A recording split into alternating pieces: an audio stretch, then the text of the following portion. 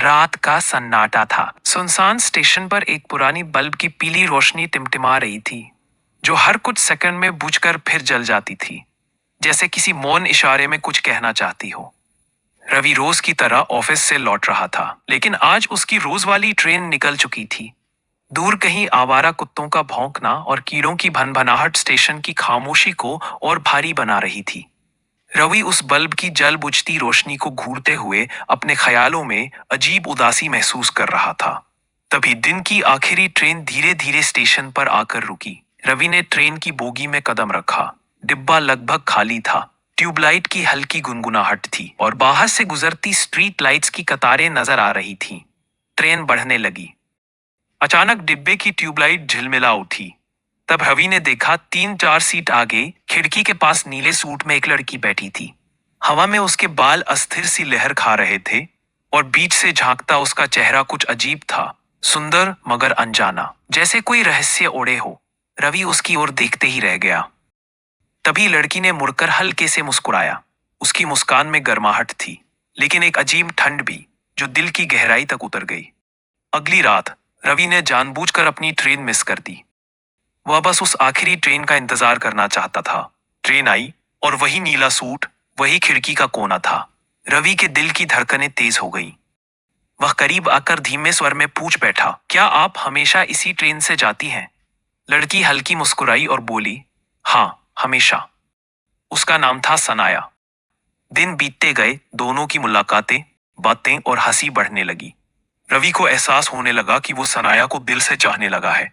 पर एक बात अजीब थी, सनाया कभी उस ट्रेन से उतरती नहीं थी। आखिरी स्टेशन पर भी वह खिड़की से बाहर अंधेरे में किसी का इंतजार करती रहती। एक रात ट्रेन एक सुनसान स्टेशन पर रुकी। बाहर धुंध फैल गई थी। सनाया ने उसकी आंखों में गहराई से देखते हुए कहा, चलो नीचे चलते हैं। रवि उठने ही वाला था कि पीछे से किसी ने उसका कंधा पकड़ लिया। टीसी खड़ा था। रुको, अंधेरे में कहाँ जा रहे हो? रवि बोला। वो लड़की, नीली सूट वाली। सनाया उतर गई। टीसी का चेहरा सख्त हो गया, लेकिन उसकी आंखों में डर था। उसने कहा, सनाया, यहां कोई नहीं है। रवि ने हैरानी से सामने प्लेटफॉर्म की तरफ देखा। धुंध के बीच वह पूरी तरह खाली था। टीसी धीरे बोले, वो कई साल पहले इसी ट्रेन में थी। एक हादसा हुआ था, वो गिर पड़ी। कई घंटे अंधेरे में पड़ी रही। जब तक लोगों को पता चला, तब तक वो जा चुकी थी। तब से वह इसी ट्रेन में भटकती है। रवि की रूह कांप उठी। कई दिनों तक रवि काम पर नहीं जा पाया, पर नीले सूट वाली वह मुस्कान उसकी यादों में जिंदा रही। उसने ठाना कि आज वह सच्चाई जानेगा। ट्रेन आई और सनाया वही थी।